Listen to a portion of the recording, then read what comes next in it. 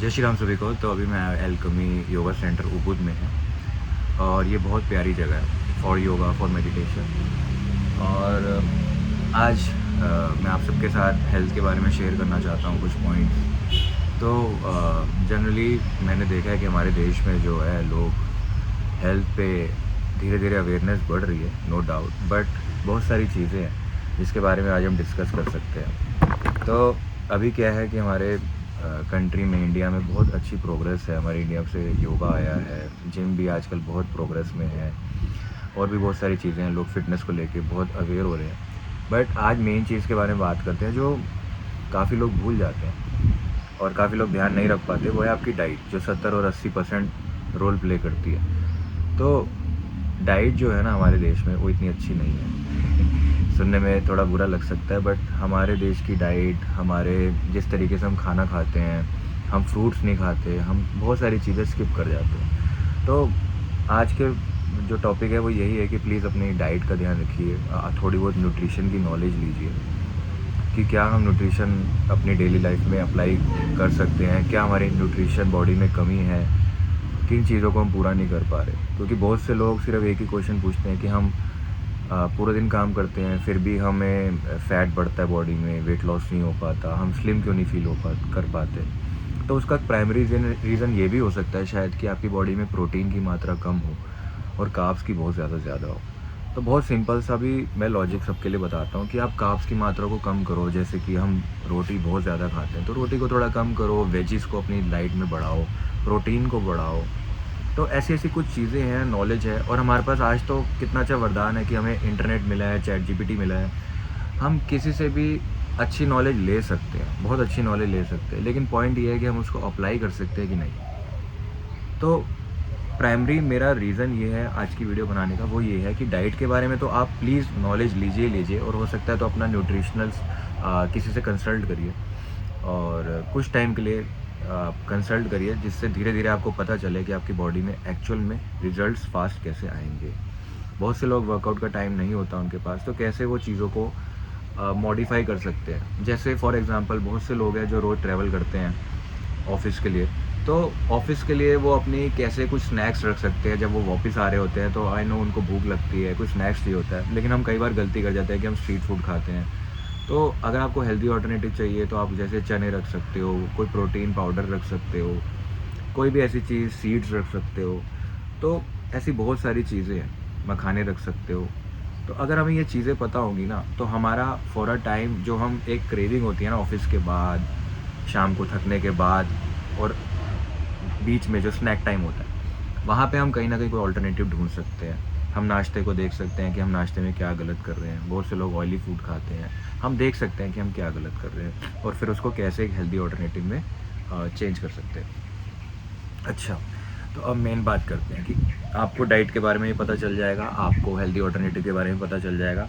लेकिन मैं आपको एक चीज़ बताता हूँ कि प्रॉब्लम कहाँ आने वाली है। क्योंकि ऐसे बहुत सारे लोग हैं, उनको डाइट की बहुत नॉलेज होती है। प्रॉब्लम आएगी एप्लीकेशन में, प्रॉब्लम आएगी।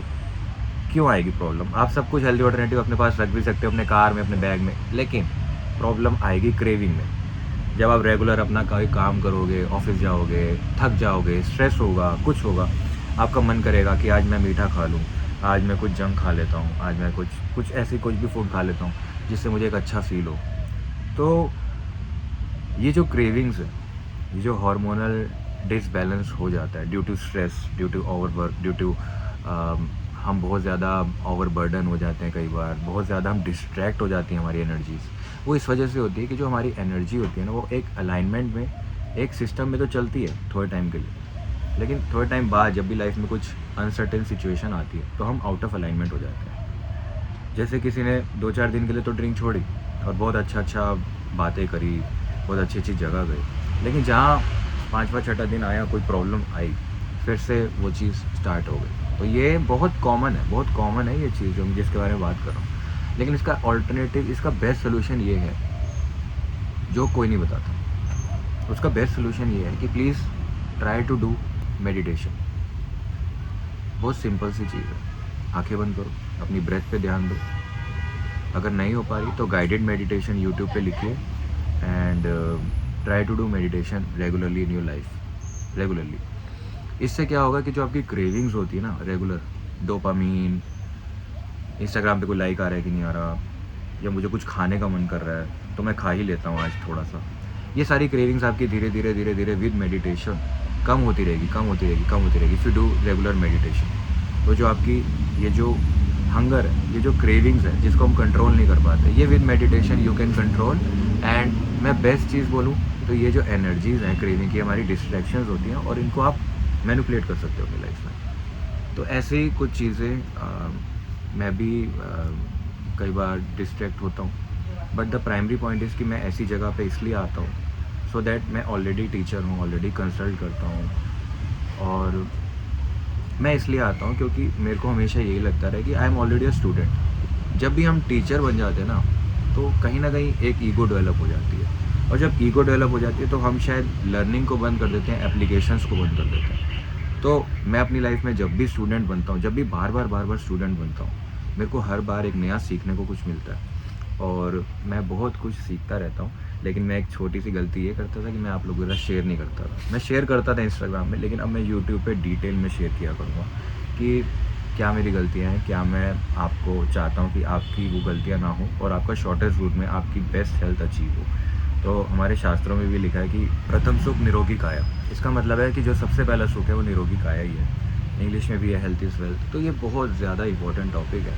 आपके घर में आपके पेरेंट्स हैं, माता पिता हैं, आपके बच्चे हैं, आपको हर एक चीज़, हर एक पर्सन का हेल्थ का ध्यान रखना बहुत ज़रूरी है। तो सबसे पहले खुद का ध्यान रखिए और फिर हेल्दी ऑल्टरनेटिव्स अपने घर में लेके आइए। जैसे मैंने अपने घर में जैसे मैं बताऊँ, मैं रिफ़ाइंड जैसे मैंने धीरे धीरे अपनी लाइफ में हटा दिया। हम ऑयल पे आ गए, नेचुरल ऑयल्स पे आ गए, और वाइट सॉल्ट कम किया है, तो हम पिंक सॉल्ट पे आ गए, सेंधा नमक जिसको बोलते हैं। तो ऐसे कर करके कुछ चीज़ें, मैदा कम कर दिया, ऑयली कम कर दिया। तो अगर मैं कम करता हूँ ना, तो मेरी किचन में भी वो चीज़ें जाती हैं। जब मैं कोई हेल्दी ऑल्टरनेटिव लाता हूँ, मैं प्रोटीन पाउडर लाता हूँ, तो मेरे घर वाले भी पीते हैं। तो ऐसा होता है, जब आप ये चीज़ें आप खुद करते हो तो ये कहीं ना कहीं इफ़ेक्ट आपके घर वालों पे भी जाते हैं, आपकी चीज़ों पे, आपके एनवायरनमेंट पे जाता है। तो इसलिए मैं हमेशा बोलता हूँ कि अपने ऊपर ध्यान दीजिए। आपके आसपास जो भी लोग हैं, आप उनको, अगर आप पॉजिटिव हो तो आप उनको ऑब्वियसली पॉजिटिवली इफ़ेक्ट करोगे ही करोगे। तो आज के लिए इतना ही, and please start doing meditation, और जितना हो सके यूट्यूब पे इधर उधर मेडिटेशन सीखिए, क्योंकि ओवरऑल आप जो मर्ज़ी कर लो लाइफ में, आपका माइंड ही एंड में काम आएगा।